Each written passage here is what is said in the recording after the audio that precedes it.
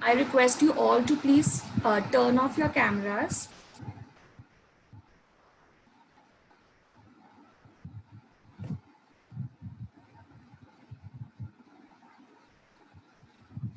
Okay, hi.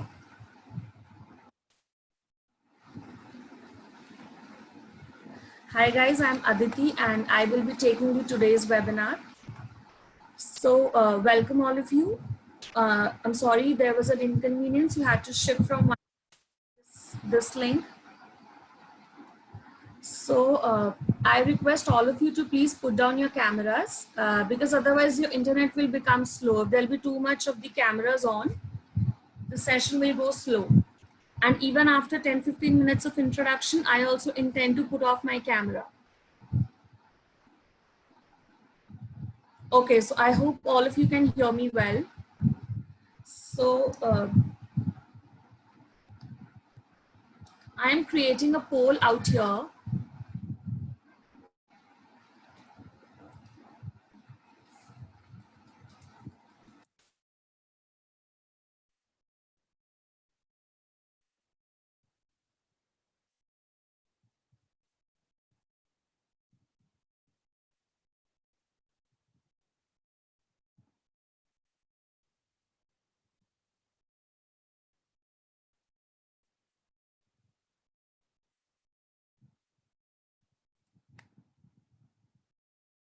Okay, so can you see a poll on your screen which says, are you a Jamboree student?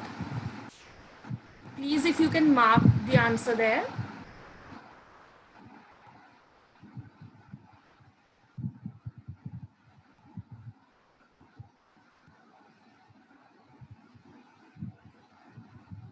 Victor, it will be great if you can mark that on the poll. There is a poll there. On the screen, you will be able to see a poll which says, are you a Jamboree student? So if you are an already enrolled student, please mark yes. If you are new, you please mark no there.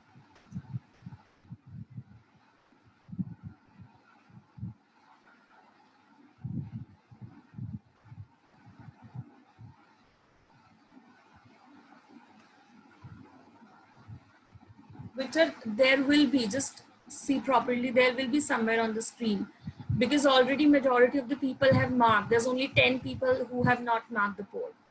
But it's still fine. I got your answer. So it's a no, right?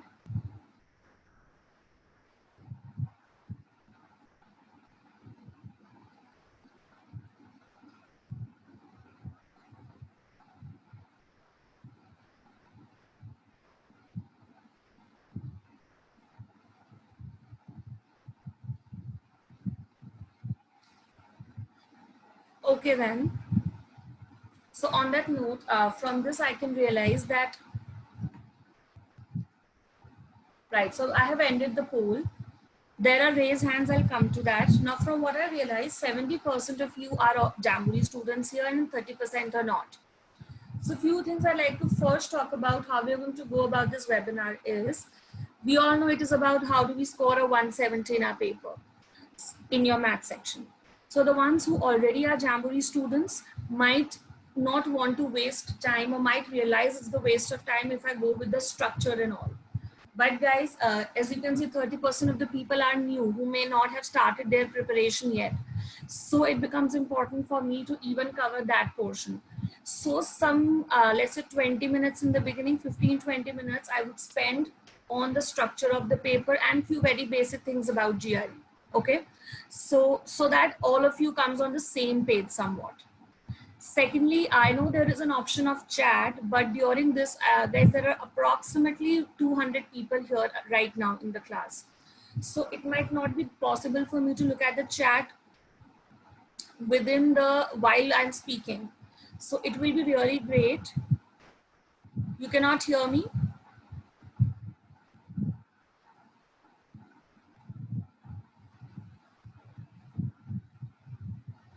Can't you hear me?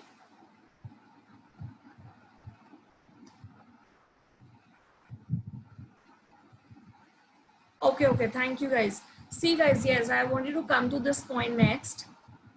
If you think that you are not able to hear me, I suggest you please relog in, because if there will be any problem from my end, everyone would have that problem. right? So if there is a problem, if you are not able to hear it, so I suggest you please try to re-log in once. So you will have to see your connections for the audio, because if I had a problem, everyone would mention that they're not able to hear. So I was on that point that I may not be able to read your chats during this time I am speaking, because it will be difficult for me to manage both. So I suggest after I'm done with it, we would have a question and answer round where whatever you have the leverage of asking things, and I will try to address as much as possible within the due course of time. So please don't write in the chat anything as of now. Maybe I may not be able to look at it. Okay. Then after that, so let us start with the webinar part now.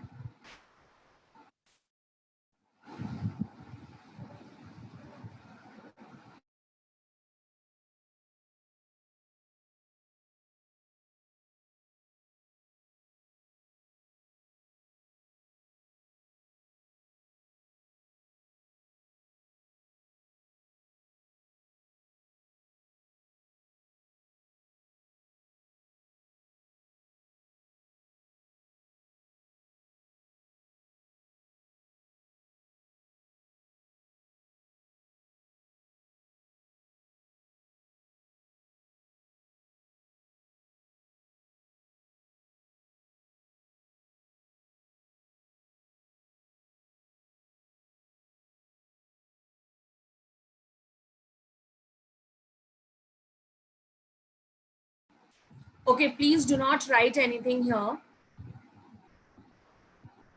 because if you all write anything, this will become messy. Let me only have the right to write here. So please, that is my request. Turn off your cameras, turn off your speakers, and do not write. Please stay on mute. Don't write anything on the screen. So I hope all of you can see a screen that says, "Hi, welcome Jamboree." Okay. So now I'd like to go ahead with this.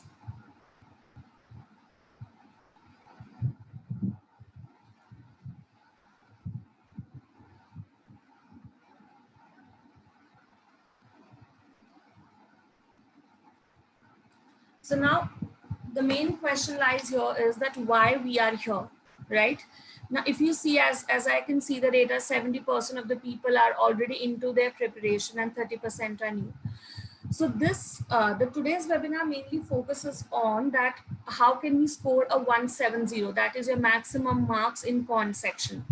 So maybe wherever you are, important is that we try to drag you to that 170 score here, right? So why are we here? Why do we have this webinar is to discuss how can we take from wherever you are to where you want to go. So agenda for today's class will be that first I'm going to talk about the exam structure. And I told you this is mainly for the people who are new, and even the ones who are not may just revise it, right? Next is what GRE focus is on. Now this comes important for all of you, not only for the ones who are new. This is important for everyone, I think. There must be things that I will speak. There must be few things you must have heard from your faculties already. Okay. So, because see, there are some things that are same. They're not going to change even if you get a 170 or not. Some concepts have to go that same way. So maybe those places you will realize that it's going same what has been done in class, but so you will have to somewhat bear with that. After that, you have skill set required is what we are going to talk about. Like how do you need, what all things you need, what approach do you need to follow when you solve the question, so that gives you a good score. And then there'll be at the end somewhere we will talk about few tips to reach 170. Now this is scheduled to be for 1 hour, but I doubt it gets winded up by that time. So we may stretch it a little. So I would request if you could spare a few more minutes than the 1 hour time. Okay, so I will try to wind it up as soon as possible, but it may extend beyond that. So please keep yourself available for that. So plan your after 1 hour time accordingly. So first of all, I'm talking about the test structure here. The test structure, if you see guys, the first thing you get here is AWA, which is your analytical. That's your analytical writing assessment. Now this part your verbal faculty would deal with.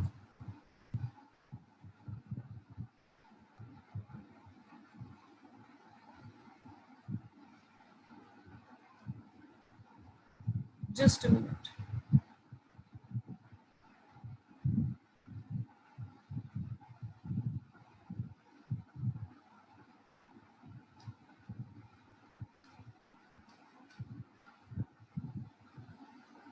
So this part your verbal faculty is going to deal with, which is AWA. That is analytical writing assessment. Now here guys, you get to write essays. One is on issue and one is on argument. Okay. After which you have sections that are math and verbal. Okay, after which you have maths and verbal sections here. So here it will be, you will have 2 math sections and you have 2 verbal sections. So how will it go is you have AWA, you have 2 math sections, you have 2 verbal sections. There will be an experimental section. Experimental is when the board wants to put something new to the syllabus. So rather than directly adding it, they first test it with the people who are already taking the exam. So anything the board wants to test on, they do that in experimental section. Now this section could be either verbal or that could be cont. So this is not specified guys, neither is that fixed nor is that your choice. It's going to be random. It could be verbal, it could be cont. So for that reason, you can see it's written math or verbal. And another thing is that sequence of the paper is not fixed. You are sure that the first section that comes to you is AWA. After that, the sequence of the paper will not be fixed. After that, the sequence of the paper is not fixed. It could be maths or verbal as you can see here.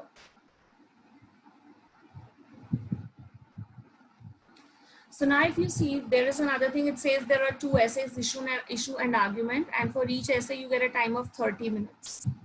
And here, okay, so scoring I'll come later. For math, if you see guys, there will be 20 questions and time for each section is 35 minutes. So each of the math section will contain 20 questions and 35 minutes. Verbal, each of the verbal section will contain 20 questions and 30 minutes. Then as I told you, there is an experimental section that could be math or verbal, and this is an unscored section. Means you do not get marks for the experimental section. So here, but you will note down one thing, that when it is an unscored section, you cannot take leverage of this part. You cannot take benefit of it being unscored because throughout the paper, it is not specified that which specific section is experimental.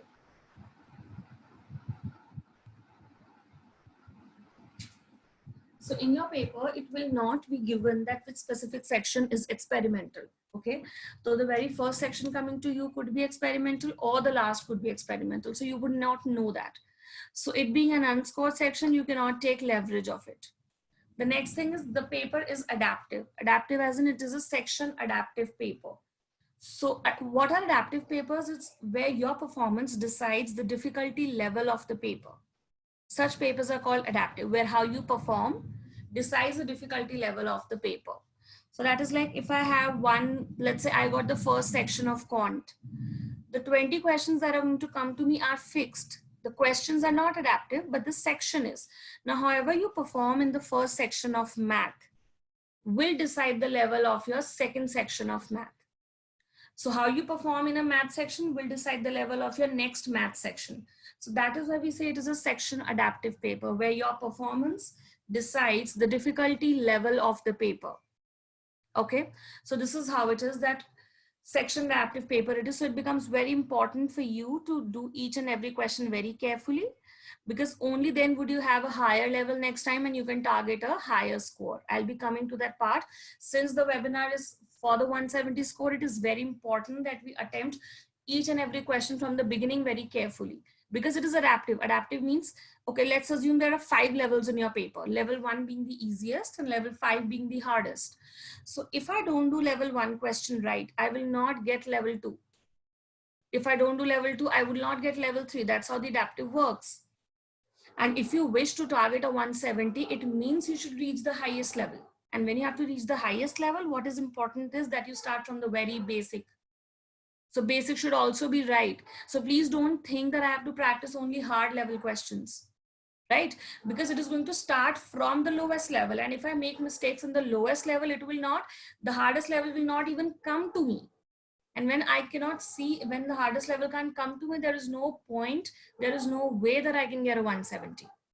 And about this thing, I'm going to come to detail in the little end somewhere. Yes, so something more about the structure of your paper, guys. In math paper, you are allowed to use the calculator. Okay, in GRE math, you will be allowed to use the calculator. Okay, now you will not be carrying the calculator with you. It is going to be an on-screen calculator. So that is an on-screen calculator. Okay, and we'll have operations like addition, subtraction, multiplication, division, and square root. That's it. So it's not a scientific calculator, it's a basic one, but you will have the option of square root there. So these operations you can perform on that calculator. Coming to the scores part, guys, you know the GRE total is 4. Now GRE total comprises of 340 marks, of which 170 is cont and 170 is verbal. So maximum marks you can get is 170, and so total is 340. Now 130 is your minimum marks. Minimum as in if I attempt all the questions wrong, I will still get a 130. So 130 is in a way a 0 here, you can say, right? Because 130 means you did not do any question right. So this is 130, that is 170. So your score will always lie within 130 to 170. Hence your GRE score always lies within 260 to 340. AWA, you get a rating on 0 to 6 with a 0.5 increments, which means like I can get 2.5 or 3 or 3.5 or 4. So, and this is a separate score. So when you give paper, 2 scores will come. One will be the score on 340 and one will be the score on 0 to 6. Okay, so there'll be 2 scores that will be coming when you get the result. This 340 score you get the moment you end your paper. So the moment you have ended your GRE test, you will get the score. But the 0 to 6 rating comes later when your scorecard comes. Okay, so 0 to 6 will come later, and 340 score is your 170 math and 170 verbal. On that note, yes, that's, and one more thing, guys, there is no negative marking in your paper. I hope you understand what do we mean by negative marking. Negative marking means that if I do a question wrong, the marks are deducted. Now this does not happen in GRE. This does not happen in GRE. So here I would say, even if you are unsure about a question, please attempt it. Okay, because there are no negative marks. So even if you are unsure about a question, please attempt, as there are no negative marks here. So including all the times you have, and then you can see there are breaks here. Between any 2 sections, you have a 1 minute break. Between any 2 sections, there is a 1 minute break. Okay. And there is a 10 minutes optional break after 3 sections, as you can see here. After 3 sections, there is 1 minute, 10 minutes optional break. It is your choice whether you can accept the break or leave it. Okay, but in my opinion, please choose the break. Why? Because it is a lengthy paper. It nearly takes 4 hours to wind up this paper. 4 hours is for the paper. Now before that, you'll be checking, there'll be queue to go inside. So all that stuff nearly consumes your 5 hours of the day. So you will be exhausted by the end for sure. So it is suggested that you choose the optional breaks you have. Okay, so that was about this.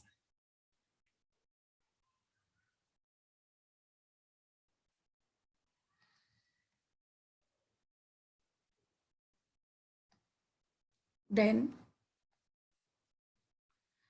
here, if you can see the type of questions, let's give a brief about what different type of questions do we have here.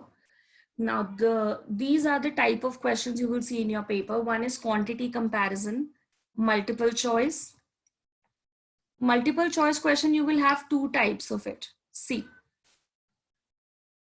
So how does it goes is, guys, these are the type of questions you have: quantity comparison, multiple choice question with 1 answer, multiple choice question that can have 1 or more answers, and then you have numeric entry.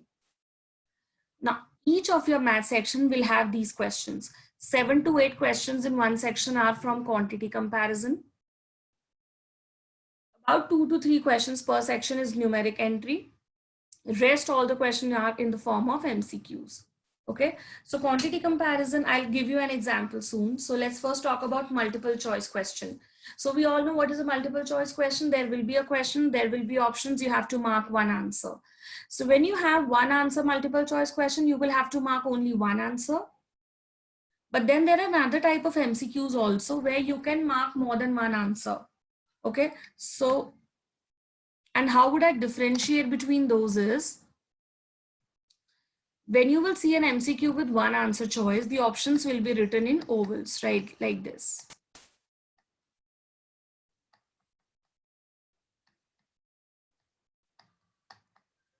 And these will always have 5 options. That is fixed. So there'll be always 5 options, A, B, C, D, and E. Okay. After that, if you see this is MCQ with select one or more answer choice. When you will see such questions, they will have the options now will be marked. Now the options will be marked in check boxes. So whenever they are in ovals, you will have only one answer. When they are in check boxes, I can have more than one answers. But here, keep it in mind, guys, you can have one also. So it's not that the question that are multiple answers will have multiple answers for sure. No. So these can have one or more. So they can have one or more here.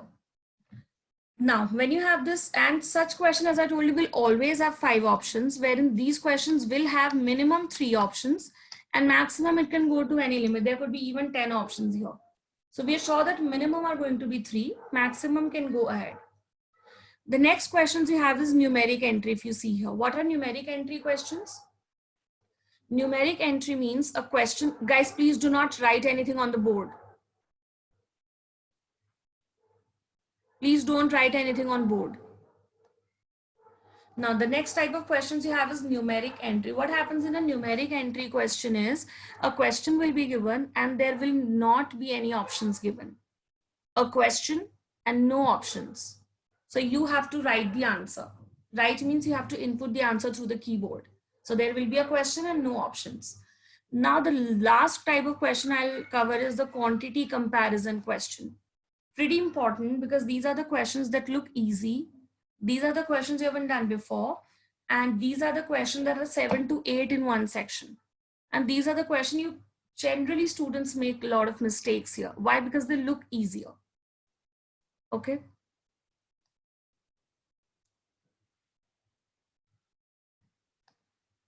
So these are the quantity comparison question, guys. And how can we see these?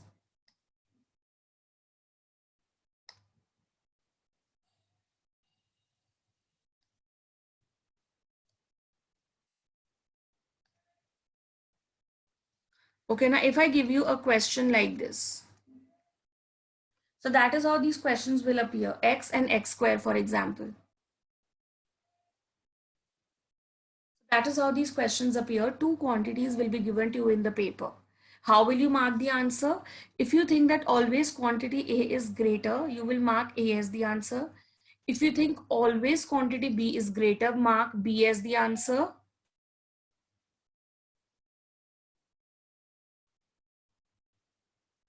If you think both the quantities are equal, mark C as the answer. And if you think it cannot be determined from the information, you will have to mark D. So this type of questions can have only 4 answers, A, B, C, or D, anything out of them. So what do you think here would be the answer? See, now how am I going to think about this question if it is X and X square? Now, first of all, you just don't have to see that B is greater. Why? Because it is X square. You know, it's a very common thing. B is greater because that is X square. That is what I was saying. See, in that case, it will be wrong. So that is what I'm saying with QC question, you have to be very careful. How would I do that, guys? See, to explain you, if I say, now we don't know what is the value of X, right? It's not given to me in the question. So let's assume X to be anything. Let's say when X is 1, X square will also be 1. So now they both are equal. If I say X is 2, X square is 4. Now this is greater. If I say x is 1 by 2, x square is 1 by 4. Now can you see this is greater? If you analyze the relationship at some value of x, b is greater. At some value of x, a is greater. At some value of x, they are both equal. So the answer here becomes as D. The relationship cannot be determined. So you have to do this logically, reasoning. You have to consider all the aspects possible. Please just don't look at it and mark B, because x square has to be greater than x. Can you see? They are varying. So this was just an example. So that is how quantity comparison questions are. So this was it about the type of questions you have.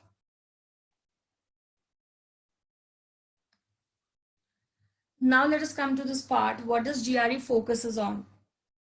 So GRE would, okay, now GRE is, it's not a paper that, not like normal mathematics paper you have otherwise. Because here you can see the first point I have written is not the formula. So GRE does not focus on the formula here. Now, when I say not the formula, guys, I'm not saying that you don't have to do any formula. Similarly, I've written not the calculation. So I don't say it's no, you don't have to do any calculation. Math cannot happen without its calculation and the basic formulas. But what I'm trying to say here is, if you see the slides talks about what GRE focuses on, right? So here I want to say that it does not focus on formula and calculation. So they do not judge you on formula and calculation. So motive is not to see, so motive is not to see, their motive is not to judge you on formula and calculation.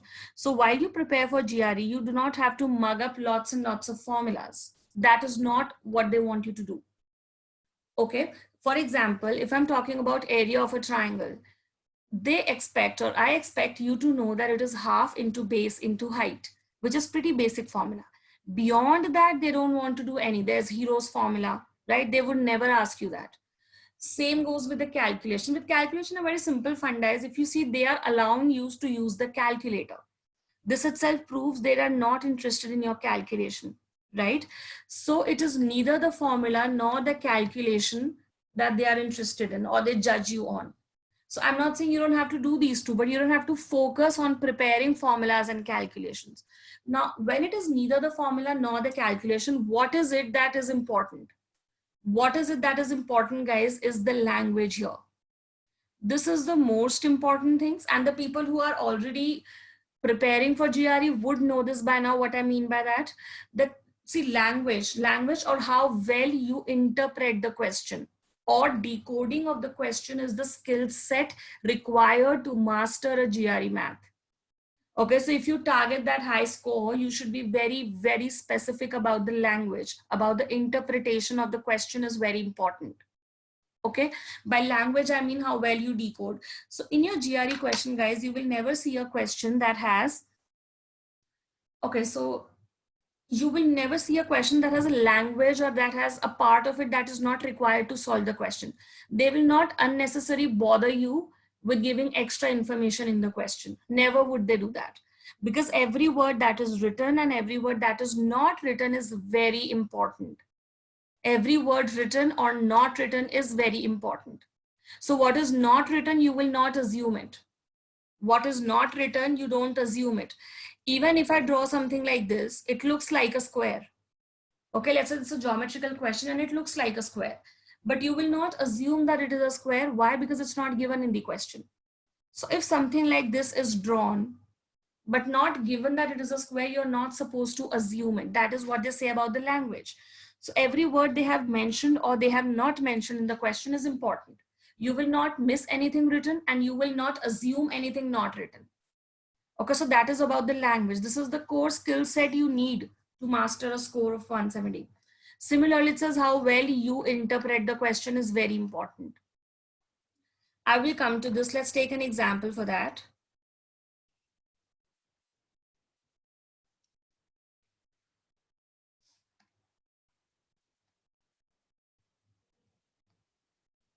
Look at this question. I want you all to look at it and try and see what can be the answer. I don't want you to write it in the chat box or something, because as I told you guys, I'm sorry, but I'm not able to read the chat as of now. Okay. So just read and see what will be the answer to this question.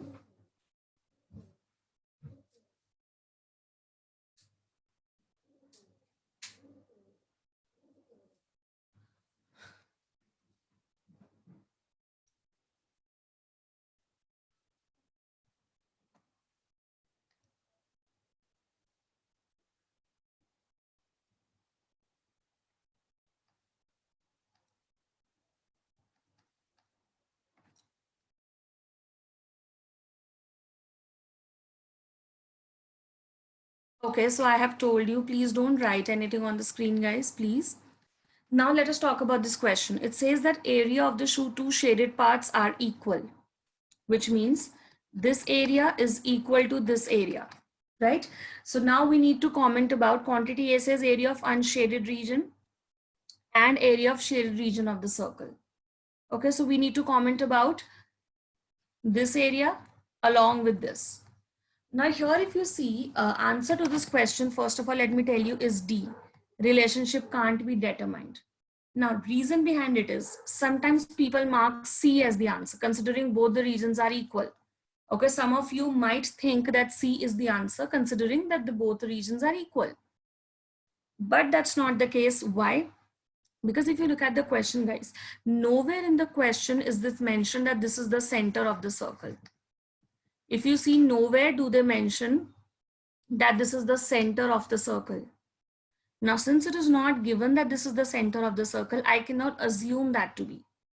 I told you, you will not assume anything that's not given, correct? And now, since you don't know that this is the center of the circle, you don't know if this part is radius or not. So you don't know if this is radius or not, right? And unless you know these lengths are equal or not, you cannot comment anything about it. Since you know nothing about these lines, these lengths, you cannot comment about it. So can you see, you require no formula here, no calculation here. Very simple question, it requires few seconds to solve. But you may do it wrong if you do not interpret it right. If you assume something yourself, it will lead to a wrong answer. So this is what I was trying to say, that do not focus much on the calculations and the formula, but rather on reasoning, on decoding the question is very important. Don't assume anything that is not written here. So I hope that's clear. Now let's talk about what skill set is required to crack. Now our motive is to see how can we get a 170 there, right? So what skill set do we need to work for that? The most important thing is how well we analyze the question. When I say math question here, I mean how am I going to analyze a question when I get?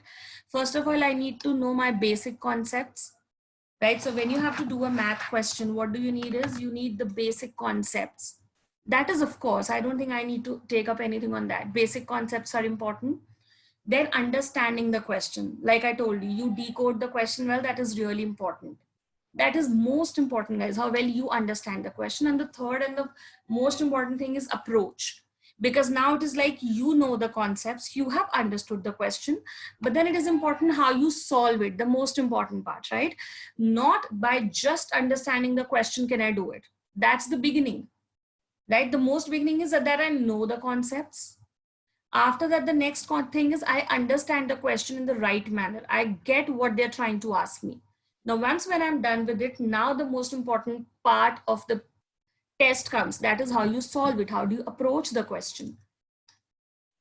So if we talk about the approach here, when you have to approach a math question, these are few basic things you need. You need the application of basic concepts. Now you know the concepts, you know the formula of area of triangle, you know the formula of permutation, combination, AP, GP. So let's say you know these, but important is how do you apply them?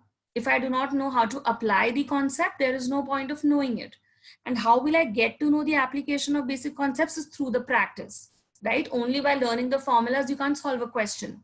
You need to practice them enough to know how can you apply any concept.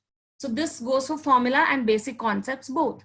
So basic concepts and formula, you should know how to apply also. The next thing you can see is common sense. Now, this is, I think you require everywhere, not in only GRE math question. You require it everywhere. So let's not talk anything about this. Next, the two next things, the rightmost circles, if you see, says tricks or shortcuts or higher order reasoning skills. Guys, this is most important. Now, when I say tricks and shortcuts here, guys, for GRE preparation, Okay, not like your CAT paper or other entrance exams like that. You don't have to learn shortcuts to do the questions here. Not at all. Not a single shortcut are we doing here. But what do we mean by tricks and shortcuts is how well you do a question, guys. Shortcut does not niche. What is a shortcut, guys? Shortcut is not something that has to be given. I'm the faculty, I give you a shortcut to do a question.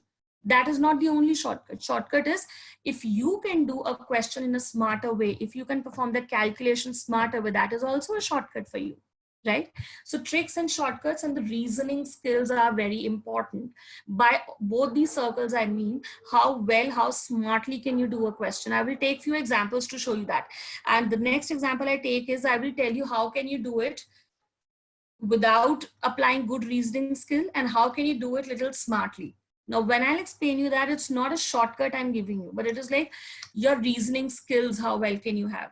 Now, if you look at this question, the ones who are already Jamboree students might have done this question, right?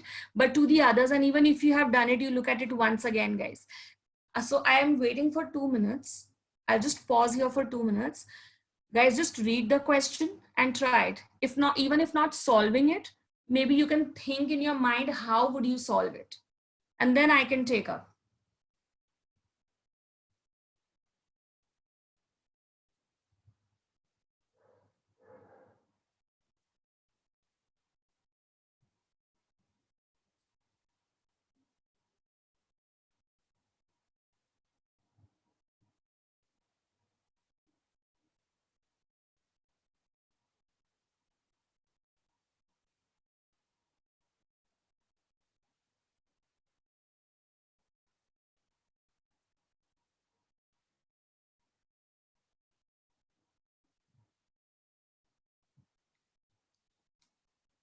Okay, so you must have read the question. It says a room has to be painted. Now I'm first of all doing it the way generally people will do, how they think of doing this question. Let me first do it by that. Now it says that a worker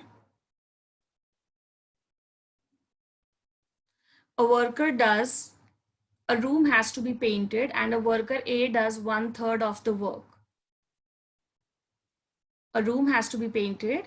So that is like a work to be done. A room has to be painted and worker A does 1/3 of the work and then leaves. So he has left. Next, worker B does 1/4 of remaining work and leaves. So let us assume something as the total work. Okay. Let me assume that the total work is 1. Let's assume that total work is 1 because that is what most of you will do. It says worker A does 1/3 of the work and leaves. So A does how much work? It does 1/3. And now A has left. So A does 1/3 of work and A left. So now when A left, how much is the work left? It was 1, out of which A did 1/3. So the work left is 2/3. Worker B does how much work? B does 1/4 of the remaining work. Please read it very carefully. This is one question where there is no formula required. You just read it well step by step and do it. Worker B does 1/4 of remaining work and then leaves. So 1/4 of remaining work.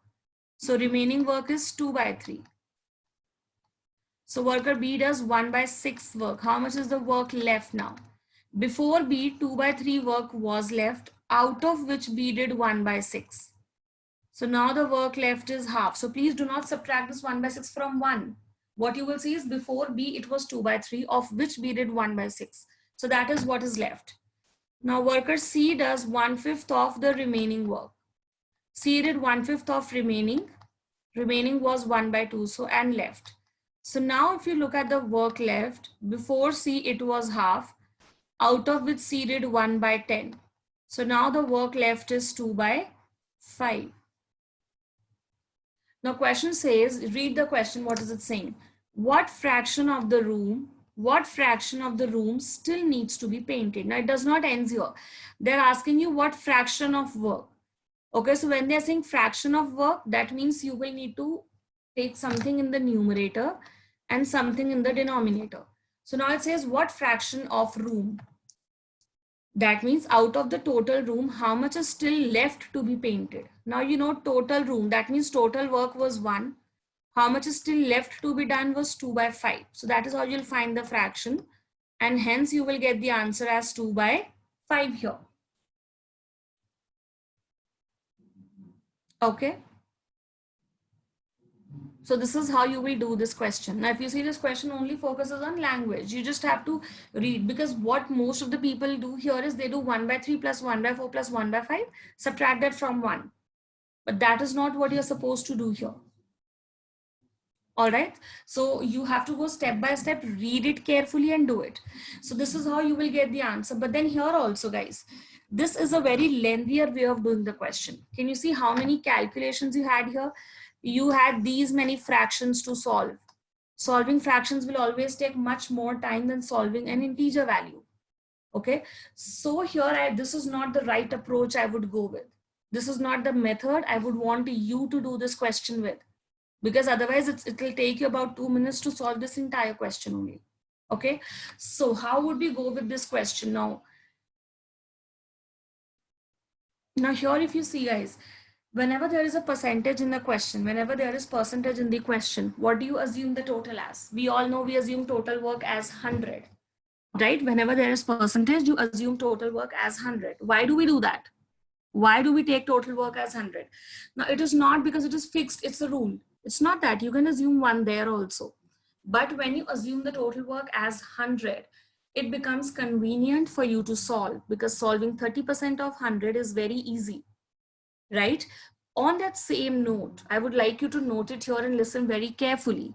On that same note, guys, whenever there are fractions in the question, instead of assuming the total as 1 or x or anything else, please assume it as the product of denominators. I'm repeating my statement.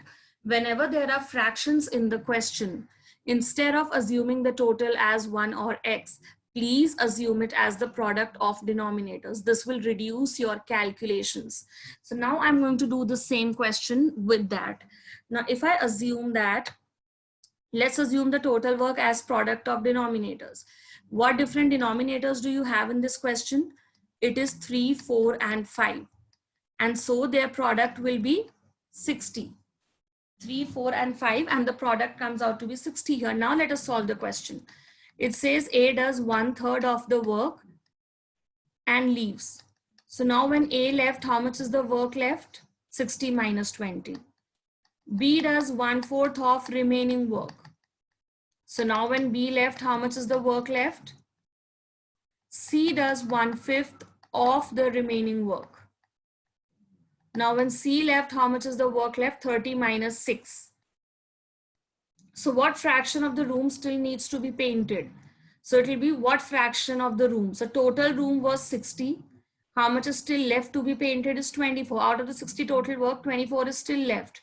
So this, if you see, gives you 2 by 5 again. And this time, can you see it is much faster?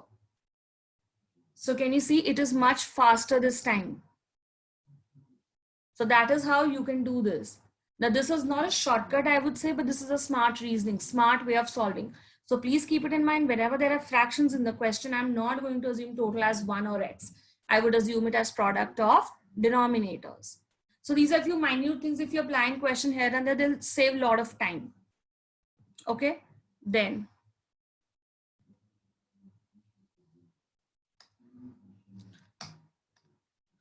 Now, this is another thing about approach. I want to take about another question. So for approach or logic, I would say, I'm giving you 1 or 2 minutes. Just have a look at this question. Have a look at this question.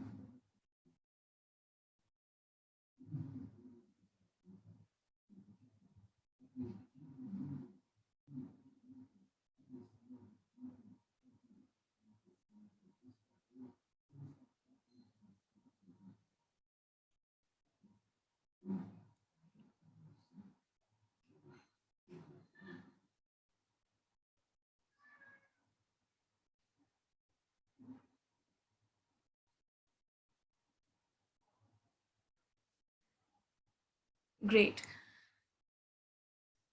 Oh my God, who has written that? Okay, so that is the difficulty level of the question. Okay, so that's really great that you've written it here and I have seen that, but I would really request you, please don't do that. Please don't write anything on my screen. I request you, I beg you that.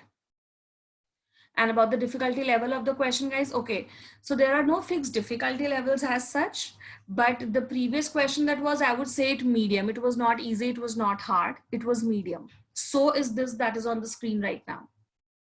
Even this and the previous one are medium. So they are medium level questions, okay? Now here, if I talk about this question, so you all must have read this. It says in the square PQRS, QR is 7, QR is 7, RU is equal to US, and then PT is equal to TS. Which of the following, now see, which of the following is the ratio? Which of the following is the ratio of area of shaded region to total area? So what you need to find out is area of shaded region to the total area is what you need to calculate here basically. Now, how will generally students go about it? Now, first of all, it's a square, so you can obviously calculate everything. One way I've seen students do it is they take the trapezium. You can take PTUR as the trapezium and find the area of that trapezium divided by the area of the total square.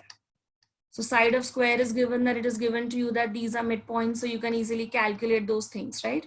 So you can always calculate the area considering as a trapezium. That is one way of doing that. The another way of doing that is you can do it by triangles also. When you see, the motive here is to find the area of shaded region, right?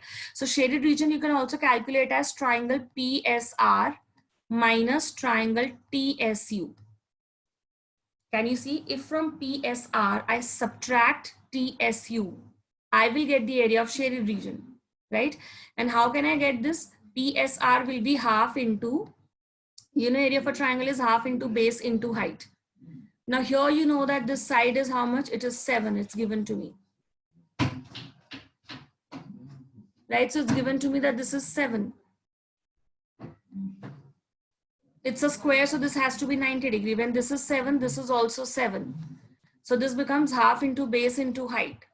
Minus, if you look at TSU, TSU is half into, what is the base of TSU? Now you know that these two are equal. So this has to be 7 by 2.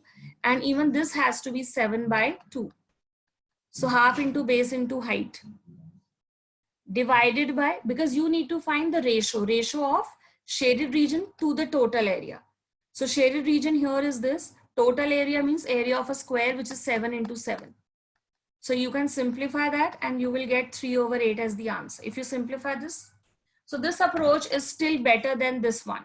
This will take even more time. Breaking it into smaller figures, so keep this approach in mind, guys. You can note it down.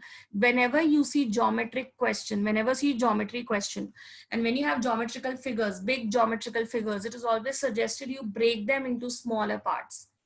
Okay, whenever you break the figure into small, it will be convenient. So instead of taking it into trapezium, you can divide it into triangles. It will be even convenient. And then, so that is how you can do it. But then we can take another approach. I am not going to do this question with either of them. I will not do it with either of the approaches. Why? Because I am going to break the figure further. Like I told you, if you break the figure into symmetrical parts, symmetrical as in the same part, same area, it will be convenient for you to solve. So for example, if I join a head like this, can you see? I have joined a head. Now if you see, it is formed of 8 triangles. Now it has symmetrical part. Now it is formed of 8 triangles. So now how can I write that? What is the ratio of the area of shaded region? Now how can you do that? You need to find out shaded region over the total area. So now how can you do that? Can you see in the total area, you have same 8 triangles. 8 such triangles are there. Wherein in the shaded part, you just have 3 triangles. Now see, sorted, that's it. Can you realize the time difference? If you would have done it with trapezium, if you take X minutes there, doing it by triangle will be still X by 2. And doing it like this will be X by 4, I'm sure. So the best way, you please keep this approach in mind whenever you have geometrical figures in the question, big figures, it is always suggested that you form them into short, cut them into the short symmetrical figures. As soon as you will make it into smaller figures, it will become very convenient for you to solve. Now see here, you don't have to perform any calculations. You have nothing to do with 7 here. So you can just see there are 3 triangles in the shaded part out of the total 8. So this becomes more convenient. So 3 by 8 is the answer. So that is what I was trying to say, that it depends on you how well you can do the calculations. Now, if you do it like this, you will say this was an easy question. Now, if somebody would have done it with trapezium, would consider this among the hard questions, right? So this is what the reasoning skill I have been mentioning. It depends on you, that how well you make your paper, guys. We make a question difficult or easy, depending on how I approach that question, how well I decode the question. So here in your GRE paper, your GRE math, you don't have to just read the question and start solving it. No, give it a thought, read it properly, give it a thought, think how can you do it smartly. They don't want calculations. They never judge you on calculations. Okay, so instead of just start laboriously doing a question, it's better you put your mind and think how can you do it and then start. So while your approach, geometrical figures, break them, please. And so about the approach, that is what I was trying to say. Please read the question, decode, interpret it nicely so that you can do it in a smarter fashion. Okay, then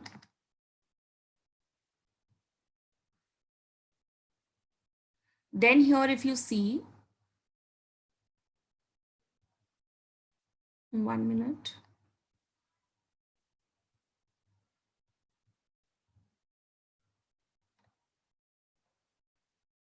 Yes, let's move ahead now. So this was about the something basics. Now let us target this, what this webinar we actually had for, which was 170. So what do you need to do for 170? Now, let's talk about the study plan first of all. Now the study plan is accordance with your Jamboree, and the guys who are not enrolled with Jamboree, you will have to just understand some things here because this is in accordance with the Jamboree books here. Now, the study plan says your preparation goes in 3 phases. One phase is your concept session, which is what we do in the class. So your classes, your handouts, your class notes, whatever faculty has taught you comes in the phase 1, and then practicing book 1. Phase 2 talks about your topic wise practice content, book 2. That is your yellow book you have, guys. Okay, so your book 1, which is your green book, has to go parallel to your classes. Phase 2 says your book 2 and official guide. To the others also, guys, official guide is the book by the board. So that has to be religiously done. Phase testing. And please keep it in mind that testing is very important. Testing is equally important as your preparation. So if you just think that I can solve the books and then go to give the exam, I am sure you will not get a score. You can write that. Mark my words, if you do not do enough of the testing, you will not get a score. So these 3 phases, nothing can be compromised. Phase 1 is along your classes. Phase 2 is around 15 days you take to do the book 2 and official guide. And phase 3 is testing. And you require at least 1 entire month for testing. Test has to be a sectional test where you just take 1 section of math individually and 1 section of verbal, and that's it. And then we come to full length test. We have 8 Jamboree tests, you have 2 ETS tests, and there are many more tests, right? So those full length tests has to be done. So that is how your study plan will go. Classes, book 1, book 2, official guide, sectional test, full length test. And nothing among this has to be compromised if you target a 170. Then there are some do's and don'ts for quant reasoning I wanted to take on.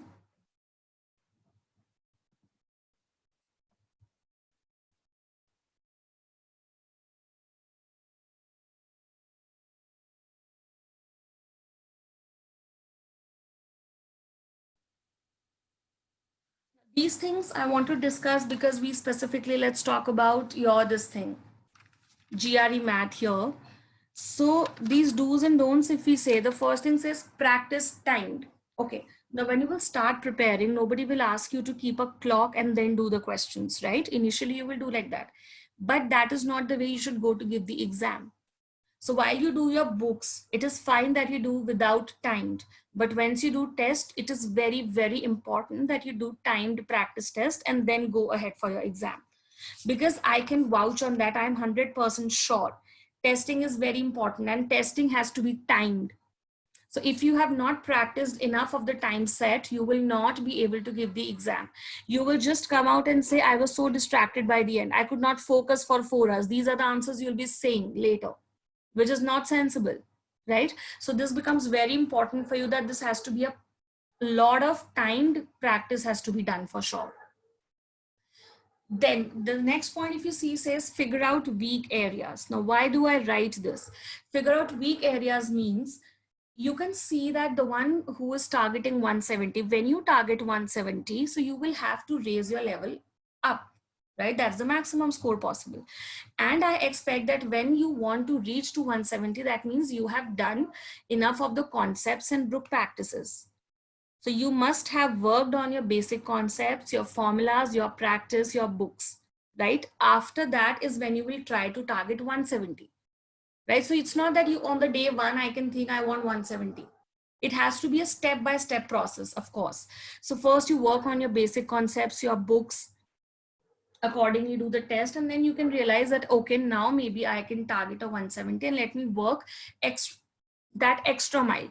So it is very, very important that you figure out your weak areas. And how will you figure them out? On your own and with the help of whatever faculty you have. So when you give the test, at times you will realize all my tests, I'm making mistakes with geometry questions only. So I'm only making mistakes with geometry questions, right? So there you will figure it out. You can make and maintain an error log. There are different types of mistakes different students make. Some make mistakes in any specific chapters. Some makes mistake in doing easy level questions. Some makes mistake in hard level. At times you observe, I only make QC wrong, or I only make data interpretation wrong. So this is what you have to figure out, your weak areas. And that is where you need to work on, because when you target a 170 means, as per your preparation, you have done all the syllabus and content. So now you have to figure out where are those minute gaps that I need to cover up to get a full score. The next is breakout problems. Please don't write anything on the screen. I've said that many times by now.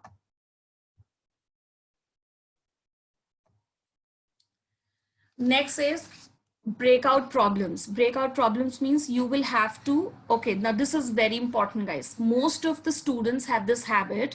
They read the question in one go. Like with this question of work rate, where I did worker A does 1/3 of the work.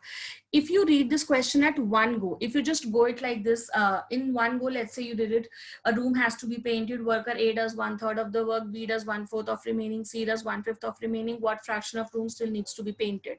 So you have read this. You cannot do it. Me cannot do it. Anybody cannot do it if you read it in one go. And I don't want you to read it again and again. That's wasting of time. So what is a nice strategy? Please break out problems. Read one line. A room has to be painted. Okay. Worker A does 1/3 of the room work. So I am going to write it in a mathematical form that A did 1/3 of total work. So 1/3 of 1. I just read this much, write it. Finish. Now read the next line, represented mathematically. Read next. So that is what I mean, that breakout problems. These things I'm telling you, do's and don'ts, cannot be negotiated. Listen to them very carefully, and I'm 100% sure on that. These are the things we do. And these are the things I do not want you to do. So you will not read the question at one go. That will not help you. So when there are long questions, please read some part of it, represented mathematically. Read next part, represented mathematically. Okay. Now next is elimination. Now elimination is something we really as Jamboree never suggest you to do. So elimination means to chop out the options. Like here, I'd like to take one example here. Let's do this. Wait. When I say elimination, I don't want you to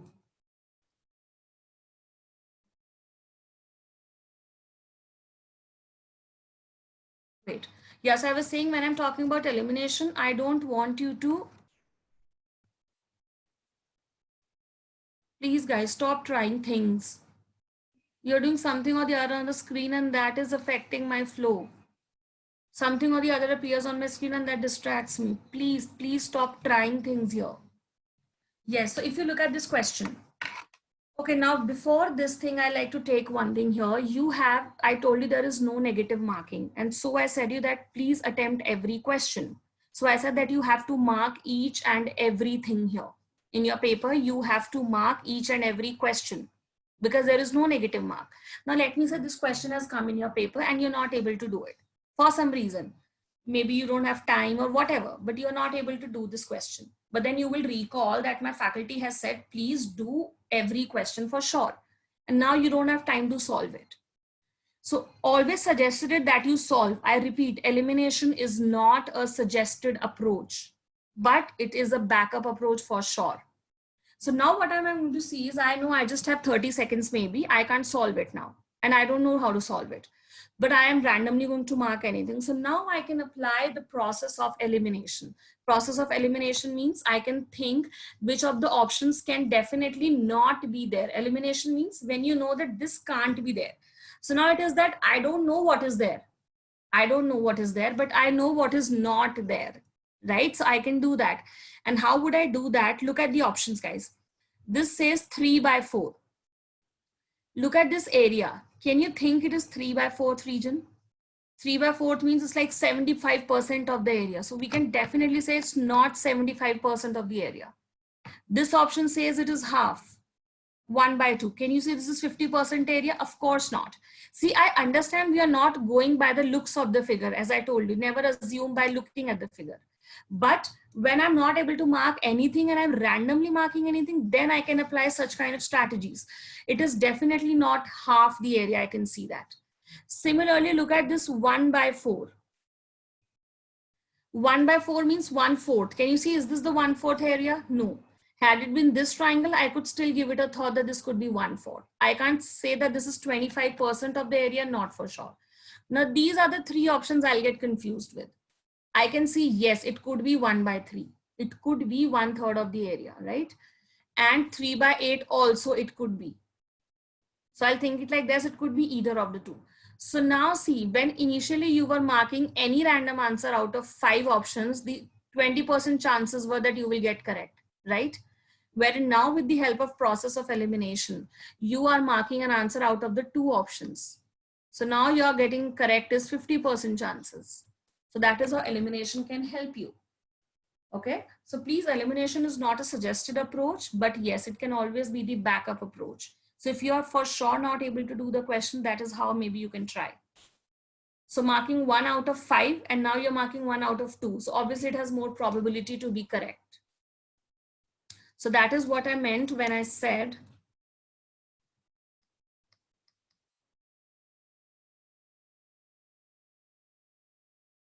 that elimination can be a backup strategy. Then it says never leave questions unanswered. So I explained you that you don't leave unanswered questions.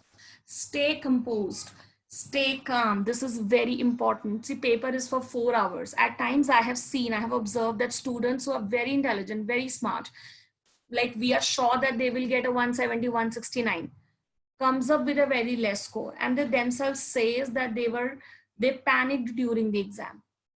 And when you panic, this affects a lot. What can be the repercussions for that can be when you are not composed while your exam, if you panic a lot. And when does this come? This comes when you have a lot of stress in your mind. So guys, see, when you are preparing for your paper, it is important you keep target. I need 170. I need to prepare for that. That's really good. But while you're giving the paper, thinking that is really not sensible. So during your exam, if you think I want 170, 170, that is not a right thing. That will only have adverse effects. So think about that 170 while you were practicing and preparing, not while you're giving the exam. So if you're not composed during your exam, you do silly mistakes. What sort of a silly mistakes you do? You got the right answer on your paper, you marked it wrong in hurry. So maybe in that heat of the moment, you marked it wrong. Why? Because you were not calm enough to do that. So please stay calm while your paper, stay composed. It is for 4 hours. You will need a lot of patience to be there. Or at times what happens is I read a question, I don't know it. So that creates panic. Oh my God, I don't know that question. Don't do that. Don't do that. Okay, so if you have prepared well, you will know everything. It could be just that at one go you could not able to do it, so you can mark it. There is option of marking the questions. So if you don't know any question, you can click on that option above, mark this question. So once when you will complete all the 20 questions of that specific set of that section, next page will show you which questions you have marked. So you can go to them back, you can go back to them and analyze them now. Okay, so please stay composed. That's really important. Don't do anything in panic or too much stress.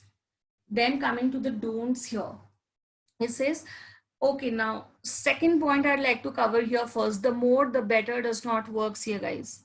What do I mean by that? Now, eating more does not mean you will be healthy. Eating right food means you are healthy, right?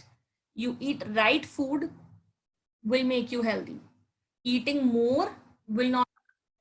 Same happens here. Nowadays, we have internet access so well. If you write just GRE word on your Google Chrome, you will have a lot of things, lot of data, right? So please do not do every available content on internet. Now, I am not saying that you do Jamboree content. You get that? But then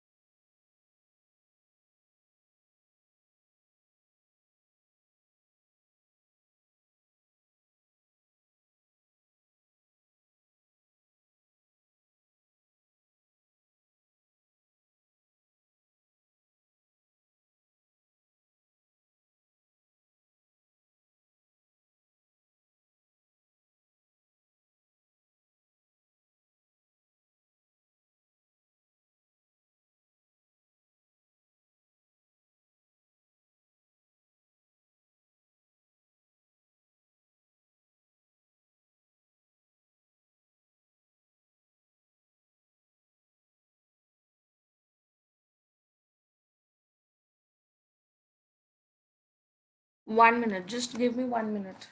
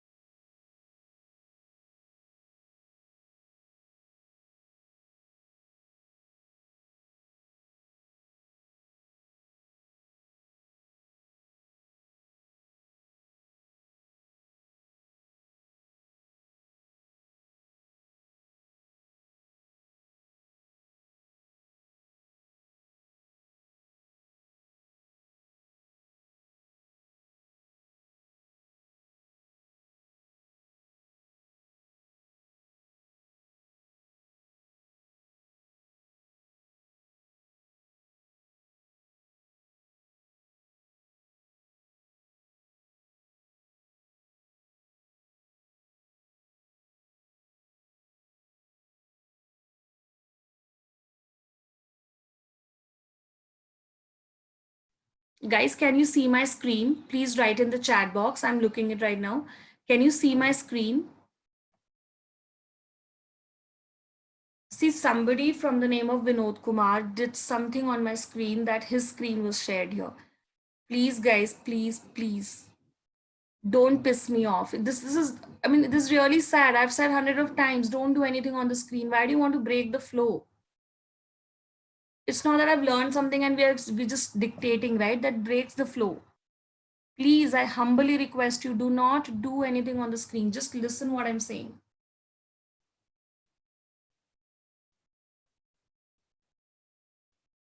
Okay, great. I think it's available. Yeah, this is really sad. It's been 10 times I've said, don't try anything. Don't write. Can't you just listen for some time? Okay, now coming back to what I was saying, although I don't remember what I was saying as of now. Yes, I was talking about Gurdeep. So that student, I told him, now guys, what was his problem? He knew that he was good with the subject. He said, I'm practicing a lot of stuff online. But that does not mean that you will get a GRE score. Just being intelligent does not mean you get a score. Trust me. Trust me, it's like the students, it is always that you need to go in a guided direction. If you go in the way the faculty has asked you to, is when you actually will get a good score. See, there is some experience involved, right? And somebody who is experienced is telling you that, must be saying that with some weight for sure. So this is very important. Don't randomly do math. Do not do math randomly. Practicing math will not give a good score. I am sure on that. Practicing in the right way of GRE will give you the score. Like for example, if you look at the syllabus, permutation, combination, and probability. So the topics, I'll just brief you about the topics. The topics you have is permutation, combination, probability, geometry, statistics, coordinate geometry function, Venn diagram, exponent, sequence, series. So there are a lot of topics. There are 14 topics actually we cover here. Then most of the students are worried about PNC, permutation and combination. I think people have a mental blockage of that topic and they're all worried, right? So you spend a lot of time doing PNC. And that is right. If you have a blockage, you should spend efforts there. But I'll just tell you, permutation and combination and probability together might give you 1 or 2 questions. That's it in your paper. So there are total 40 questions in your math, because 20 questions in one section, 20 in the other, out of which permutation and combination and probability together, we have observed since years that we have never got question more than 2. Wherein if you look at percentages, which is a small topic, it's a minor topic, percentages alone gives you 4 questions minimum in the paper. So now see, if you don't know where to prepare right, what is the point of spending a lot of time on PNC? And you might think percentages is minor. I know that. Let's not get into that. I need to master PNC. But why? You are not here to master any subject. You are here to get the GRE score. I always say this to my students. You are not here to learn math. You are here to learn how to get a score in GRE. You're not here to build your math concepts, right? You don't want to master math here. You want to master GRE here. So it is very important you go in a guided direction. Spending hours on PNC that gives me 1 question and not doing percentage that gives me 4 questions. You can yourself analyze. It's not sensible at all. So that is why I'm saying that every content available should not be done. It's not required. Do the right content. Like for Jamboree books, I can vouch when you have this GRE1, GRE2 and official guide, you do not need any other book for sure. If you see anything in your paper beyond these books, any concept, see, I'm not saying questions will come from the book. If you see any concept that is not covered in these 3 books, you can reach me there in Jamboree. It is not possible that this would happen. Okay. So why? See, it's not that we know what is going to come. No. But from the experience of years and then from looking at what official guide tested, we have made a content that is GRE specific, because my motive is not to impress you on math. My motive is to get your GRE score. So it is, what if I give you hard questions? It will be very impressive, right? I take very hard questions, pick them up and discuss. So it's very impressive. But our motive should not be to impress you. It should be none of our, by our, I mean me and you. Our motive is not to impress you or make you feel ki it was so difficult question and ma'am did it so well. No. We need to do the level that is asked in GRE. We need to do the concept that is asked in GRE. We need to master the skill set that is tested in GRE. We are not here to learn math. We are here to do GRE. For that reason, you're not going to do any and everything available on internet.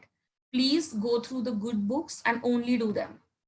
Now, I'm not saying you only do Jamboree, whatever books you do, but please do the ones that are relevant to GRE. not like anything available on internet.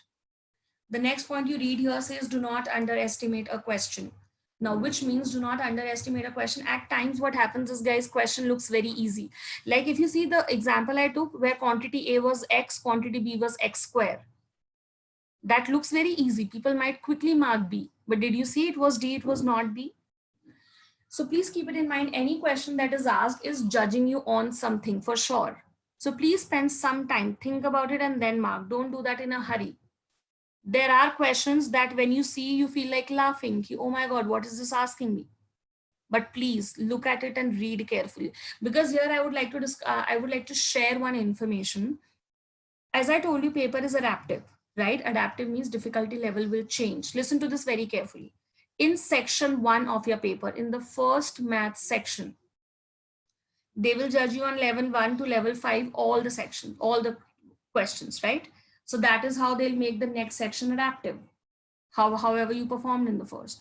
If you do 2 wrong questions in the first section, level 1, I'm repeating, in the first math section, if you do 2 questions wrong that were from level 1, you will not get hard level in section 2. You will not get any hard level question in section 2, which means you will never get a score beyond 165. You will not cross 165. Sure. Okay, so now what happens at times, the student comes and say that I might have done 1 or 2 questions wrong in the first section, but ma'am, I am very sure my second section was all right. I did all 20 questions right, but I got a 165. So now you know why has that happened. He could be right. He could be right in his saying that he did entire second section right. But now the thing is, maybe in the first section, he did 2 level 1 questions wrong. And so he did not get level 4 and 5 in his next section. And so despite the fact that he has done all right, he will not get beyond 165. That's the rule. So your dream of reaching 170 has shattered. It has gone away. And why? Because of a basic question. So you thought you are good at math, you want 170, you practiced a lot of hard level questions. But see how has your paper come up? Hard level question is not coming to you now. Why? Because you did a level 1 question wrong. So please don't think that since I want a 170, my motive should be hard questions. Can you see what loss can an easy question make to you? You did 2 easy questions wrong in section 1 and you will not cross 165 for sure. So do not underestimate a question. Every question is important. Even the easy ones are important. Next, never spend too much time on one question. Now, this is very important. Why? I would not like to use this word here, but that is what happens. You as student at times take a question on your ego. Things like, why am I not able to do it? I am not able to do it. So that is not a place to have ego if you are doing your exam. You need not spend a lot of time. If you have spent around 3 minutes, 4 minutes on one question, what do we think is, I have already spent 3 minutes. Now I am for sure going to finish it and then move ahead. Sometimes this happens in our head. This might happen with me also. I have already spent 3 minutes. Now I'm going to finish this for sure and move ahead. So you are just wasting your time and nothing else. Trust me, a question requires 2-3 minutes to be done. Most probably you are not on the right approach. Had it been right approach, it would not have taken that long. So a suggested way is, please do not take it on your ego and stick to one question. No, do not spend a lot of time on one question. Read it, try it. If you're able to do, very good. If you're not, as I told you, there is an option of mark the question. Mark the question, move ahead with your test. Finish the test. Let's say now you're left with 7 minutes. Now you can spend all those 7 minutes to that question, because now you know that you have done the entire other section. Okay, so please keep this in mind, that do not spend a lot of time on one question. Don't get stick to it.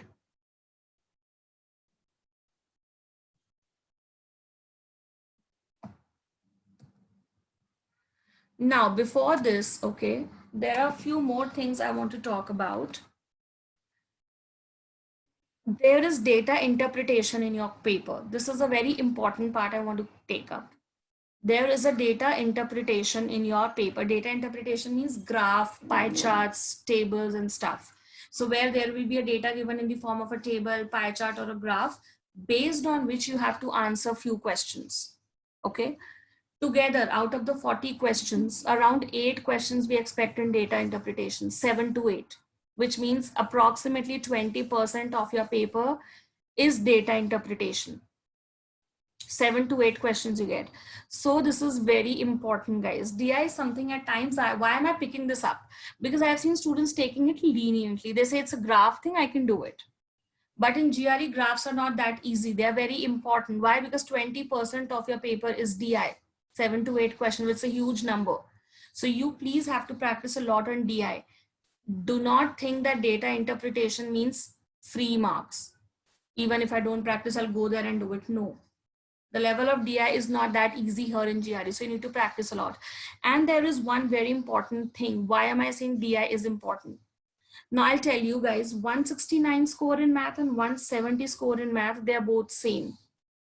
If somebody is getting 169 or somebody is getting 170, they both could have done one wrong answer. They both could have done one mistake. So let's say me and another person, we both gave the exam, we both make one mistake. I got 169, he got 170.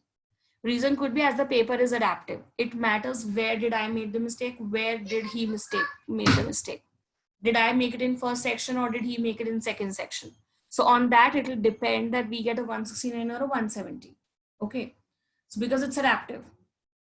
But then there is one thing we have observed this. Now, what I'm discussing now is not official. It's not by your board. But with years of experience, we have observed this and looking at a lot of sheets, the scorecards we have analyzed. If you do one mistake in data interpretation, you will never get a 170. See, it could be the case you did one mistake in some other question and you can still get 170. Yes, that can happen. Let's say out of the 40 questions, you did one question wrong and you got a 170. Okay, you did one question wrong, you still got a 170, can happen. But if you do one wrong question in DI, data interpretation, you will never get 170. So data interpretation becomes very important. Can you realize it's important? First, it is 20% of your paper. Second, one mistake in DI and your 170 goes off. So please be very specific about practicing data interpretation. Now, this is the last part I want to discuss here, which is like what to cover during the exam. So now we are assuming that your preparation is all done. So now it's like during the exam. The exam, as I told you, is of 4 hours. So you need to have a mental and a physical stamina to sit and to concentrate. By mental stamina, I mean you should be able to concentrate for 4 hours. And physical stamina is you should be able to sit for 4 hours, right? And this can only come after when you practice few tests.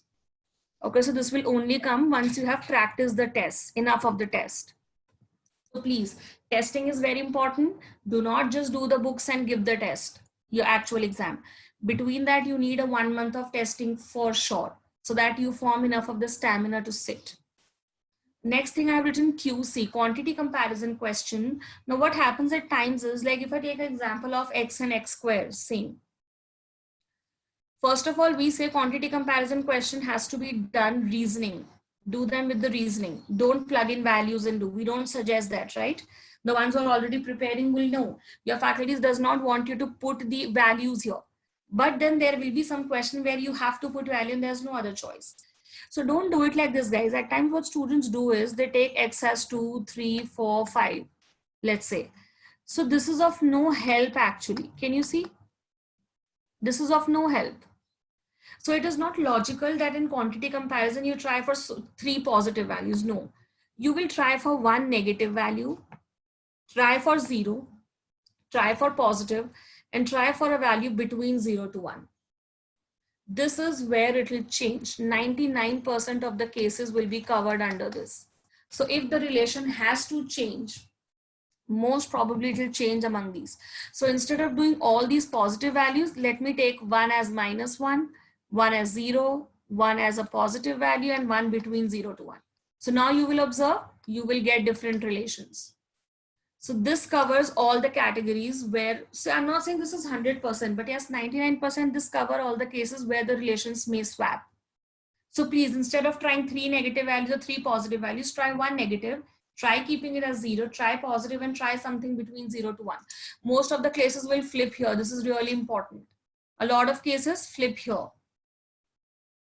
The next you have is mark the questions unanswered. I told you you can mark. You have the option of marking the question in your paper. So if you are not able to answer a question, you can mark it. So later on, you will have the option of looking at the marked answers and you can straight away go to them. Then data interpretation, do it carefully. As I told you, 7 to 8 questions. And one wrong, 170 is gone. Okay. As I discussed, 169 and 170 are same scores. So when you get the score, even if you get a 169, that is same as 170 in a way. Level 1 question in section 1 are very important. So I have already covered that. As I told you, 2 wrong questions here. And you will not cross 165. You will not cross 165 even if you do all right in the next section. This is very important. This part I did not cover anywhere. After DI, there will be 3 options. After DI, there will be 3 questions. So how will it be? Maybe you will see the data interpretation ends at 3 questions. Okay, so that could be that data, wait. So that could be data interpretation ends at 3 questions. Just 1 minute. Huh? Yes. What might happen is that after data interpretation, you will get 3 questions. Now, this is not a rule, but from years we have been observing, this is how GRE is placing the data interpretation, that after this you have 3 questions. And data interpretation is time consuming, guys. Data interpretation is time consuming. Okay, so you will need to, you will spare a lot of time here, but please keep that in mind that you will have 3 questions after DI to be done. So please don't take all the time in DI and end it up, because there will be 3 questions after that.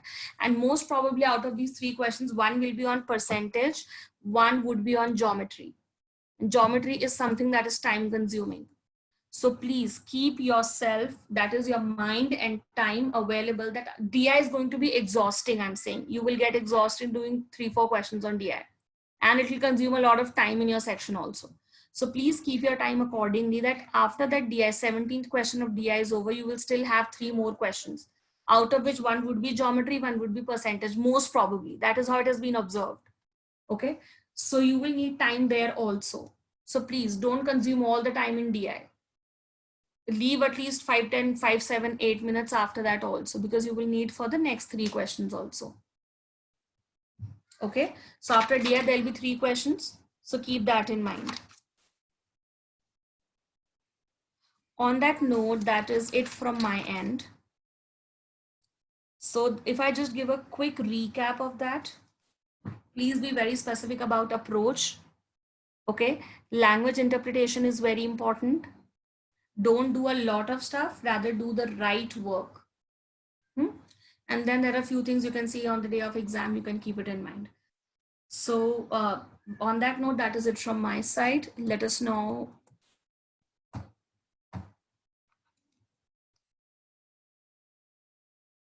Let us now address whatever doubts you have. So feel free to write in the chat box now. I'm reading it. And I will try to address as much as possible. Okay, so how much test is idle, Gaurang? With Jamboree, we have 10 sectional verbal, 10 sectional cont, and few in the books. Guys, wait, write one by one. Can you see in chat box? If you all write together, it will go away. Okay, I will not be able to read. So just write slowly, slowly. Wait a minute. So Gaurang has asked how many tests the number is idle for practice. So there is no number like that which is idle for practice, but I can tell you how much we cover. So maybe you can have idea that approximately that much is required. So we have 10 sectional tests in verbal, 10 sectional tests in cont, that is on system. Then we have 20 sectional tests in the book for math. And then talking about the full length test, we generally suggest our students to take 12 full length tests.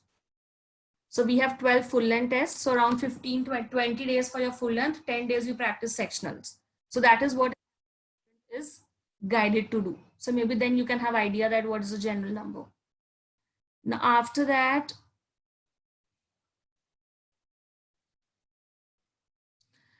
Then somebody who has logged in through SK says, how we know which question is a level 1 question?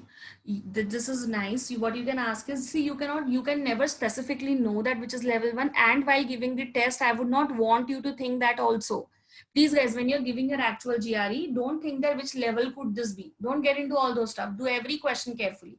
Why did I pick that point was that when you look at the question, you know it is easy. This much you can judge it is easy. So I don't want you to think that since it is easy, let me spend less time and move ahead. So for that reason, I covered. So you don't have to sit there and think that it is easy. What is level 1? And secondly, whatever level it is, you can have that idea from official guide.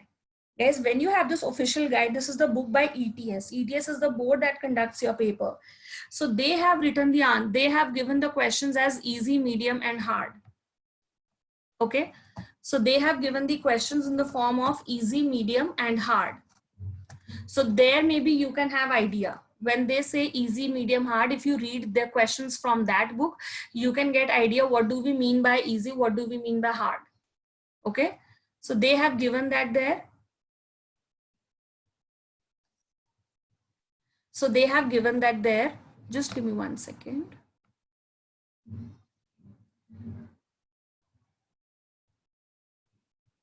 Yes. So wait, let me just see the chat.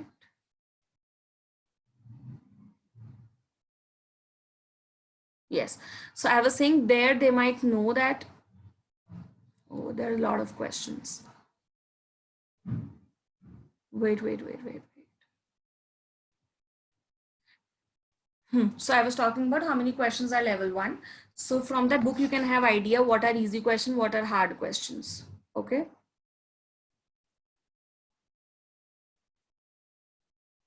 Now, then somebody has says, you please share the weightage of the topic. Oh, sure, I can do that. Weightage of the topic I can share. Just give me some time for that.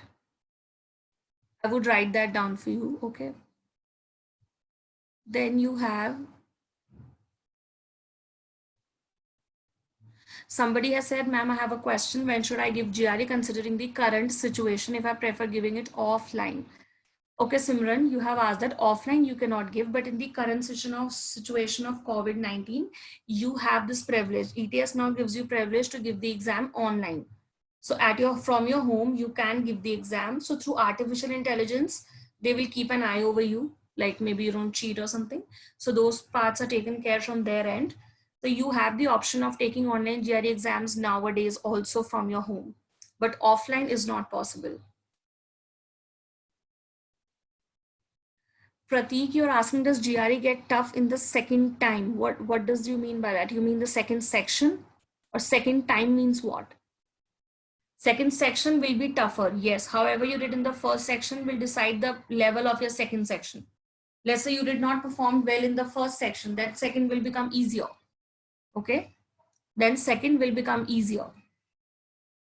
So how you perform in first will decide how you get second. So Sneha has also asked about how to give it during the lockdown. So I told you can give it from your home online, but it will be not offline.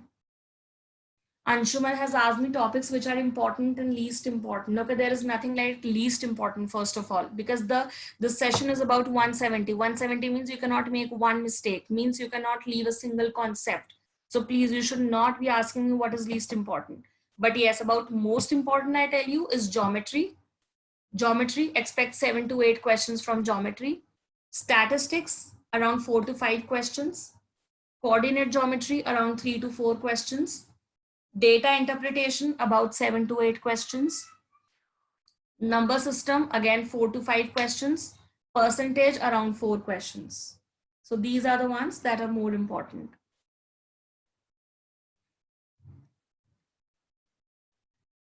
Then somebody has said that, yeah, I'll give you the idea about the number of questions in each. Okay.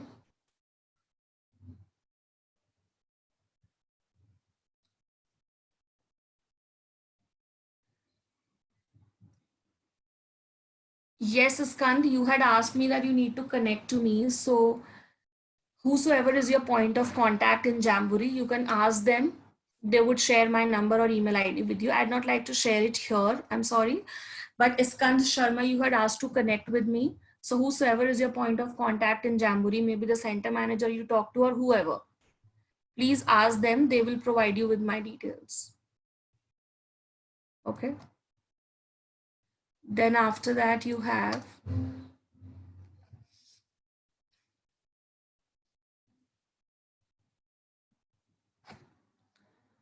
okay, so after this, there is somebody is asking me, ma'am, can we have doubt clearing session on the yellow book, please? Ratrika Ghosh has asked me that. Guys, yes, you can always connect with your faculties. Doubt clearing is never a concern here. Please, whoever faculty is allotted to you, connect with them, and then you can have your doubts sorted. That's not a problem. Connect to your faculty, they will clear each and every doubt, but say. Then somebody who has logged into Atharv M says how many GRE attempts can be given in an year. N number of attempts you can give. N number of attempts you can give.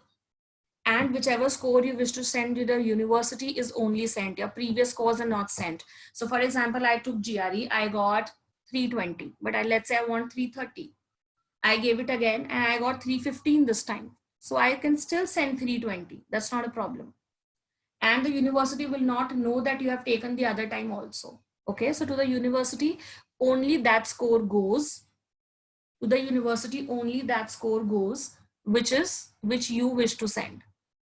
Okay, and it is not that if you take it second time, the first score is gone. No, you have all the scores with you. You can choose to send whichever you want. And you can take it n number of times.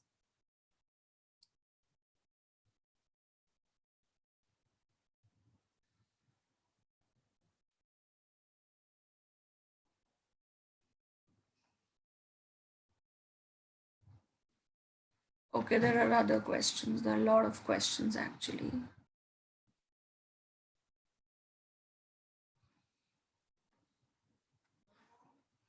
Can we have doubt solving sessions in cons? Of course, Ravina, you can have. Please ask your faculties or please ask your center managers. You can have them, of course. Important topic I've already told. Then it says, ma'am, if we complete one section in 20 minutes, can we complete that section and start other? Yes, of course you can. GB Subhash, somebody from that name is asking that if I wind up a section earlier than the allotted time, can I end and move to the next section? Yes, you can. But I do not suggest that approach. Why? Because it's of no help. If you save 15 minutes here, they are not added anywhere else, right? So if you have saved the 15 minutes here, those 15 minutes don't get added to the next section. So what is the benefit? What is the benefit of ending it early? So it is better if you have done it earlier, please revise what you have done. Don't end it early. You can, but I don't suggest you to do that. Then, ma'am, if we complete one section in 20 minutes, okay, that's the same thing. I'm writing for the second time, Prateek. I really wish you luck this time. And so it's not that it'll be difficult this time. No, GRE does not know that you're giving it again, so it has to be difficult. So it'll appear like it would appear to any student. And Chinmay Kamats is asking, is GRE eligible for universities in US and Canada only or some other countries? Of course, it's available for other countries also. Apart from US, Canada, Australia, UK, Europe, it is applicable everywhere. Not only US and Canada, but it's applicable everywhere. Shubham Jain is asking me if I feel I'm good at quant, it is fine to start straight with official guide.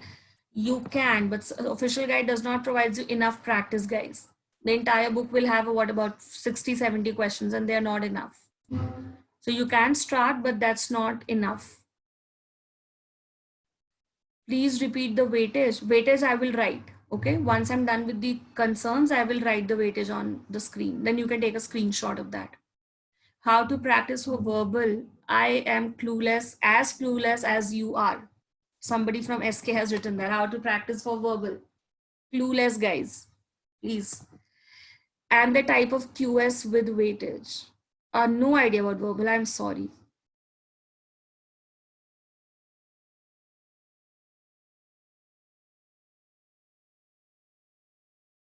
Can we get the recording of the webinar? Guys, I am not the right person to ask about recording and all. There is this another person. from whom you must have got the details of this webinar. So you can ask them how to connect the recording and all.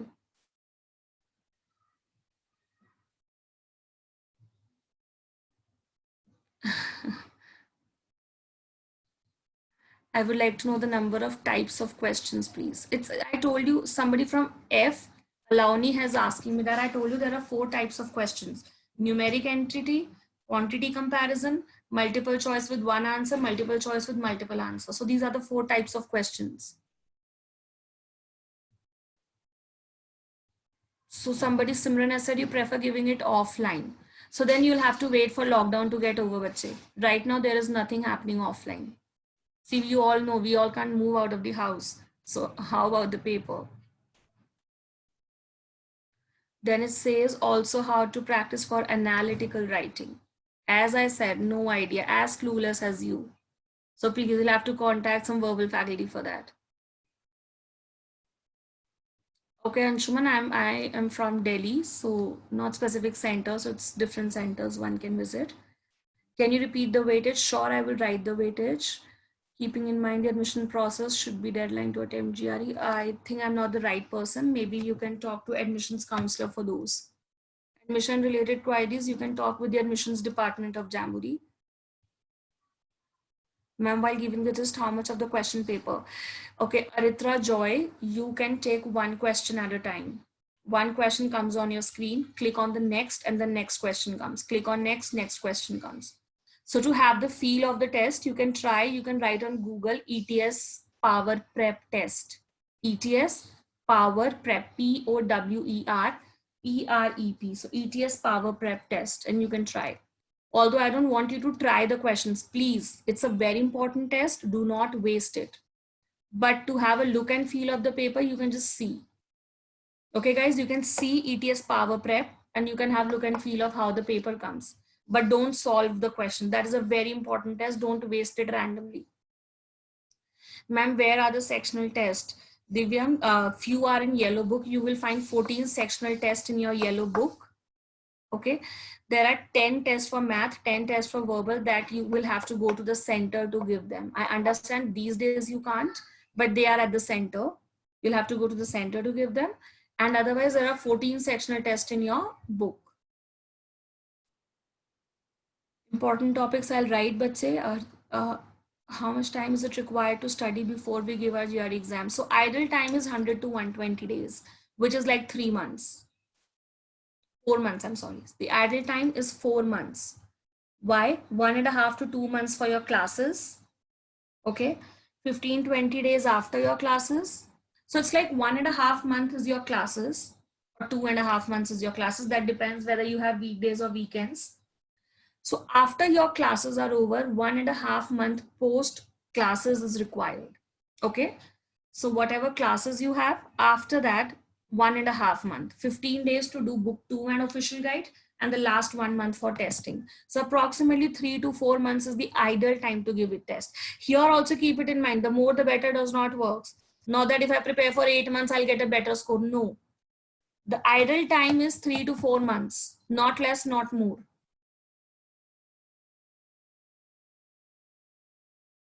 Yes, Ashish, right. 130 is the minimum score, even if you mark all the answers wrong. So that's sort of a 0 here. What is the fees of second attempt, Ruchika? It is same. Fees is going to be same as the first attempt. Every time it will be same. So Atharv is asking you about the time. I told you 3 to 4 months. Anirudh, you're asking about fall 2021. I'm very sorry, I'm not the right person for that. You will have to speak with somebody from admissions to get that. Shubham is asking me, does each question carry equal marks? Does each question carry equal marks? No, because it is adaptive. Some questions are easy, some are hard. So difficulty level is also considered here. Okay, difficulty level is considered by calculating your score. Is Manhattan 5LB a good practice book? It is very good, but I don't suggest. Okay, now what I say answered now, it might look that I'm pitching you Jamboree here, but if you are a Jamboree student, I don't want you to do any other book. But yes, in general, Manhattan 5LB is a good book. It is a good book. But if you are a Jamboree student, please don't go there. Only green book, yellow book, official guide is more than enough. Nothing else is required. So you will not do, guys who are from Jamboree, you will not do any other book than GRE1, GRE2 and OG. Okay. But yes, otherwise Manhattan 5 LB is a good book. What if you forget concepts? That is what you have to practice. Save. Somebody is asking, what if you forget concepts? You can't do that. You cannot do that. You have to master that. You have to learn that. That's not fixed, Ashish. That is not fixed, that how many level 5 questions you get. That's not fixed. How do I decide when to give GRE? Serena Raju, you're asking. That is, you speak with an admission counselor. They will tell you that when do you intend to go. Okay, which year and which season you want to enroll. Accordingly, you have deadlines, and accordingly they will tell you by when should you give the exam. Can you please let us know if each question is of same weightage? No, because difficulty level is considered.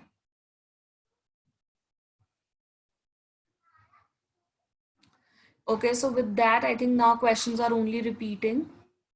So I would like to end it up here, this question and answer round. If there are any other concerns, you can deal with, you can speak with whosoever person you are in touch with. Maybe they can help you with that. But yes, one thing I would like to write here. So let me write one thing here, which is the weightage. Okay, for the weightage, just give me 1 second.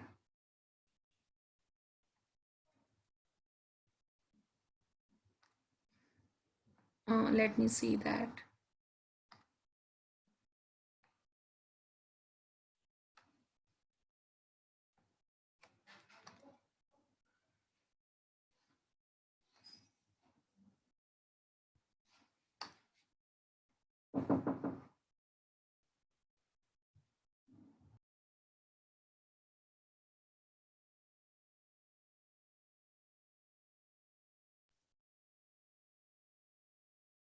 Guys, can you all see a screen here that writes GRE syllabus?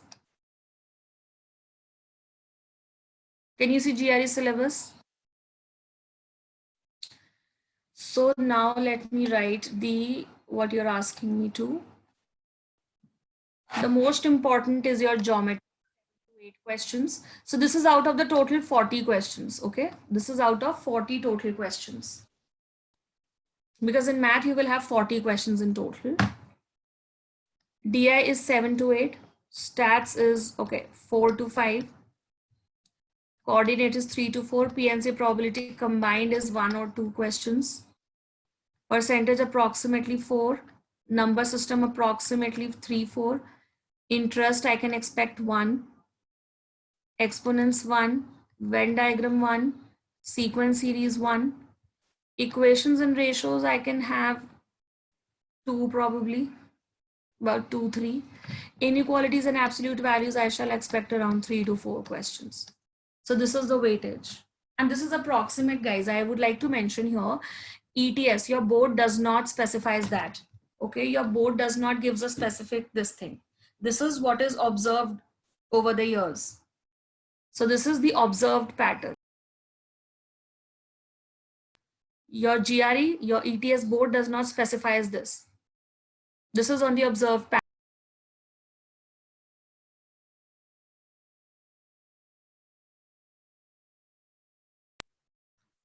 All right, guys, so this is what is being observed over the years.